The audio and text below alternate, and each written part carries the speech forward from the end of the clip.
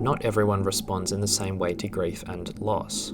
The impact of grief and mourning on a person is on a continuum, affected by time, intensity, and the effect on the person.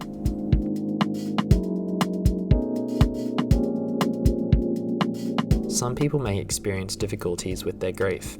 This is known as complicated or abnormal grief. The person may feel their grief to such a level or over such a period of time that they are overwhelmed. As a result, they may develop maladaptive behaviours or remain in one stage of the grieving process.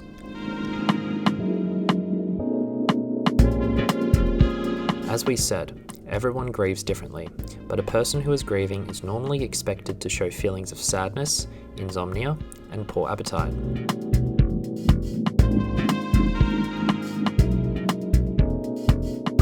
Grief can become complicated for any number of reasons. For example, the person dies in an accident or in a traumatic way. The bereaved is caring for children or others and is not able to grieve themselves.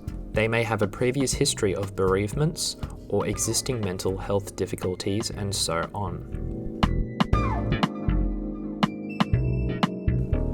Let's now look at the different types of complicated grief. Some people may not show or experience feelings of grief at first. This may come within a few weeks or months. Other people may not be able to express or show their grieving feelings for some reason. Their feelings are inhibited.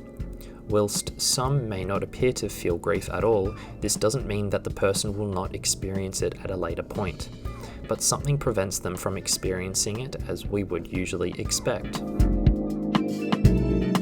Prolonged grief is grief that usually lasts more than 6 months. Whilst some people may experience chronic grief occurs when the grief goes on for a long period of time, longer than what we would usually expect, sometimes lasting years, or the rest of the bereaved person's life.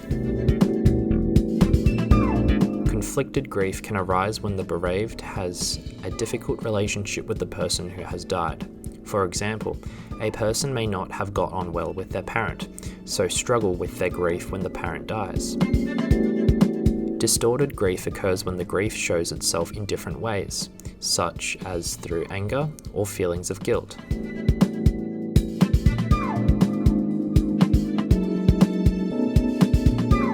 Depression and abnormally intense grief can be very similar, so sometimes it's hard to diagnose depression or that the person is experiencing an abnormal response to their loss.